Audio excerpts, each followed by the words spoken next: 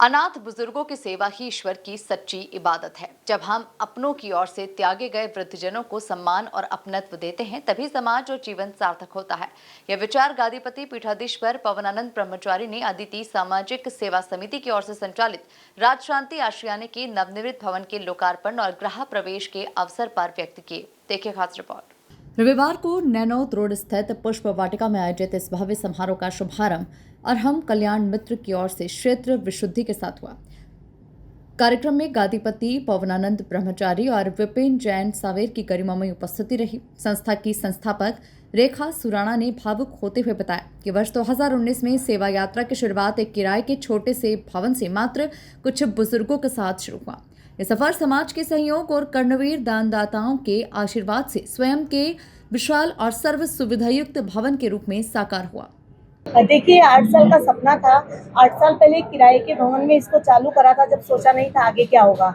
लेकिन परमात्मा की ऐसी कृपा रही कि आज 8 साल बाद अपना स्वयं का भवन आप सभी के जन सहयोग से यह बन गया है। सभी ट्रस्टियों के मन में यही सहयोग आया कि इतना किराया लग रहा है, 50,000 60,000 किराया लग रहा था हमारा, उससे तो अपना स्वयं का भवन क्यों नहीं बना ले। और आज के समय के जो वर्तमान में देखा जाए, इसकी सख्त आवश्यकता है हम लोगों को। उसी को देखते हुए यह भवन का निर्माण किया गया है। अभी 45 बुजुर्ग वहाँ पर रह रहे हैं।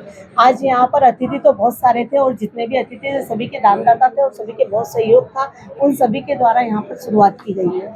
अध्यक्ष रितेश बाफना ने कहा कि हमारा उद्देश्य केवल छत प्रदान करना नहीं, बल्कि बुजुर्गों को एक ऐसा परिवार देना है जहाँ उन्हें अकेलापन महसूस न हो। जी, ये पिछले 8 वर्षों से किराए के मकान में संचालित हो रहा था, जिसके अथक प्रयासों से आज ये बिल्डिंग बन के पूर्ण हुई है। और हमारा यही प्रयास था कि जो किराए के मकान में बड़ी मुश्किलों से तकलीफ़ों से वृद्ध रह रहे थे, उनको वहाँ से निकाल के हम एक सर्व सुविधायुक्त भवन में स्थानांतरित करें, ताकि उनका जीवन और सुखमय हो सके। क्योंकि जितना अच्छा माहौल होगा, उनका स्वास्थ्य भी उतना ही अच्छा होगा। यही प्रयास के साथ में हमने यह बिल्डिंग का निर्माण किया है और इसी को और आगे बढ़ाने के लिए हम तत्पर हैं। आसपास तीर्थ क्षेत्र है और प्राकृतिक सुंदर स्थान है, क्या कहना चाहेंगे वृद्ध लोगों को इस तरह प्रकृति का भी सानिध्य पर मिले?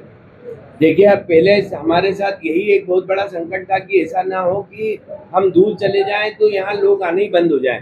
लेकिन प्रभु की ऐसी कृपा रही कि हमारे यहाँ दूर आने के बाद भी यहाँ बसावट इतनी ज़्यादा हो गई कि आने वाले समय में हमें मालूम ही नहीं पड़ेगा कि हम दूर हैं। और घुमटगिरी और हमारे खुद का भी एक मंदिर यहाँ, जैन मंदिर यहाँ बन रहा है।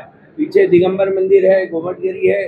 तो आसपास वातावरण इतना अनुकूल है कि प्रभु। लोकार्पण समारोह में डॉक्टर आलोक ड्रोलिया, संतोष जैन, वे मंगार मानी, दीपक जैन टीनू, विनोद भंडारी सहित इंदौर के कई सामाजिक, राजनीतिक और व्यापारिक संगठनों के पदाधिकारी मौजूद रहे।